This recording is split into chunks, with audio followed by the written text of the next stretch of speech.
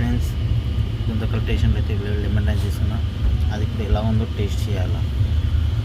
తీసుకున్నా రైస్. ఇది గుంతకల్లో తీసుకున్న 40 రూపీస్. ఇది రైస్ చూస్తే జర మెత్తగానే ఉన్నది. బహుశా మధ్యాహ్నం చేసినది ఇది, మధ్యాహ్నమో మార్నింగ్ చేసినది ఇది. ఈ రైస్ గుంతకల్ రైల్వే స్టేషన్లో తీసుకున్నాను.